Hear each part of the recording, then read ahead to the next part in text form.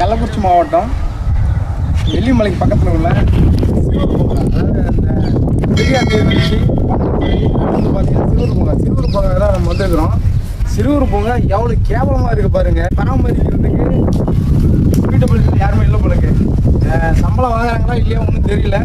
இந்த சம்பளமே வாங்காது இதை பராமரிக்க கூடாது அப்படின்ட்டு இருக்காங்கன்னு தெரியல. இப்போ சமயத்தில் கூட அமைச்சர் அண்ணன் ஆதவர்ஜினா வந்தார். இப்போ சுற்றுலாவாக வந்தார். பதவியேற்ற பின்னாடி எல்லா பிரச்சனையும் தீர்த்து வைக்கணும் அப்படின்னாரு. சிறுவர் பூங்கா வந்தாரா இல்லை தெரியல. இங்கே பாருங்கள் எவ்வளோ பாட்டில் உடைச்சிட்டு உள்ளே குமிச்சு வச்சுக்கிறாங்க. அதை அள்ளி எடையை கொட்டுறதுக்கு என்ன ஆகுது தெரியல இவங்களுக்கு. பொழுதுபோக்காக எல்லாம் வந்துக்கிட்டு இருக்காங்க. ஒரு ஸ்டுடியோ நல்லா இருக்குது. இடம் பார்க்குறதுக்கு நல்லா இருக்குது. ஒரு அமைதி பூங்கா மாதிரி இருந்துக்கிட்ட இடம் இது எவ்வளோ கேவலமாக இருக்குது பாருங்கள். உடனடியாக மாவட்ட நிர்வாகம் தலையிட்டு இது உடனே வந்து சரி பண்ணணும். இருக்கிறது கண்ணாடி அதாவது இது பாருங்க, குழந்தைங்க விளையாடுற மாதிரி சிறுவர் பூங்கா மட்டும் பேர் மட்டும் சிறுவர் பூங்கான்னு இருக்குது. ஆனால் சிறுவர் பூங்கா உண்டான ஒரு விஷயமே கிடையாமல் இருக்குது.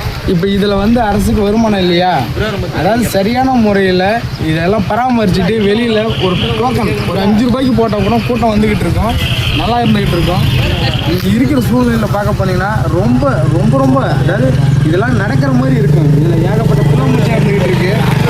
விளையாடுறதுக்கு அவ்வளோ அருமையாக இருக்கும். மாலை நேரங்களில் பொழுதுபோக்காக இருந்துக்கிட்டு இருக்கோம். ஆனால் சரியான முறையில் இல்லை.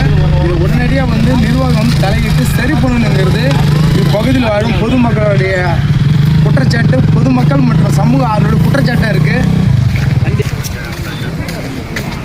பொறுமையாக ஒரு 5 காரணத்துக்கு போதும் போட்டுக்கலாம்.